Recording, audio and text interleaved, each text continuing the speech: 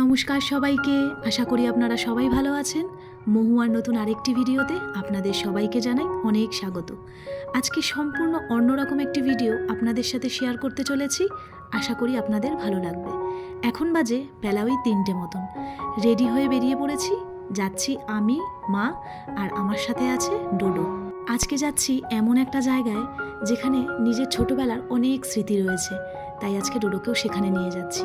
আর এখানে আমি আর মা ওয়েট করছি কাকির জন্য। আর মাকে বলছি, তুমি প্লিজ একটু হাসো, মুখটা কেন ওরকম গোমড়া করে রো। আসলে মা তো অতটা অভ্যস্ত নয়, তাই মা বুঝে উঠতে পারে না যে আমি কখন ছবি তুলি আর কখন ভিডিও করি, তাই মাকে সেটা আমাকে একটু বলে দিতে হয়। আমাদের হঠাৎ প্ল্যান হয়েছে, তাই আমরা এই কজন মিলেই যাচ্ছি। আমাকে রুনা কাকিকে শাড়ির কথা বলেনি, তাই বলছি তোরা শাড়ি পরেছিস। মন্দিরে ভাল লাগে শাড়ি পরে যেতে।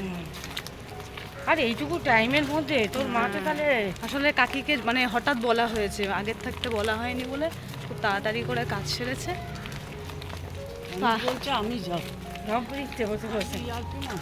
আমার বাড়ির থেকে বাস স্ট্যান্ড যেতে লাগে ওই 5 মিনিট মতন। তো ওখান থেকে আমরা অটো নিয়ে নিয়েছি।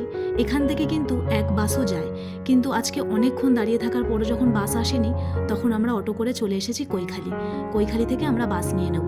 আজকে অনেকটাই বাসের জন্য দাঁড়াতে হয়েছে, তাই একটু আমরা লেট হয়ে গেছি। তো যাই হোক, ফাইনালি আমরা পৌঁছে গেছি। আর এখান থেকে খানিকটা হেঁটে গেলেই কিন্তু পরেশনাথের মন্দির। হ্যাঁ, আজকে এসেছি পরেশনাথ মন্দিরে। আর এখান থেকে আমার মামার বাড়ি কিন্তু বেশি দূর নয়, মানে এখন ওখানে আমার মামা দিদা ওরা থাকে না, কিন্তু বাগমারিতেই ছিল আমার দিদিমার বাড়ি।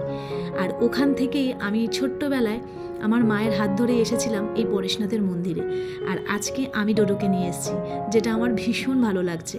ও যখন আমার মুখে এই পরেশনাথ মন্দিরের গল্প শুনেছিল, ওর অনেক দিন ধরে আসার ইচ্ছা ছিল, কিন্তু সময় হয়ে উঠছিল না, তাই আজকে ফাইনালি ওকে নিয়ে চলে এসেছি।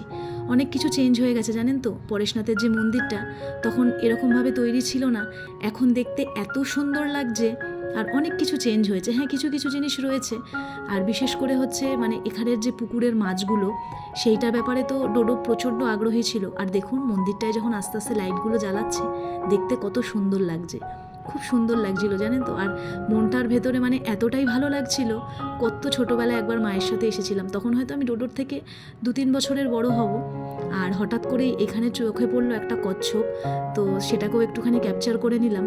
আর এই পুকুরের মাছগুলো সম্বন্ধে তো হয়তো আপনারা যারা এসেছেন জানেন যে এখানের মাছগুলো যখন মারা যায় তখন এগুলোকে মাটিতে পুঁতে দেওয়া হয়।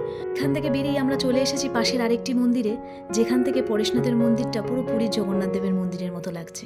তাহলে আজকের ভিডিওটা এখানেই শেষ করছি। খুব ভালো একটা সময় কাটালাম, খুব ভালো লাগলো ভিডিওটা। আশা করি আপনাদের ভালো লাগবে। ভালো লাগলে অবশ্যই পাশে থাকবেন।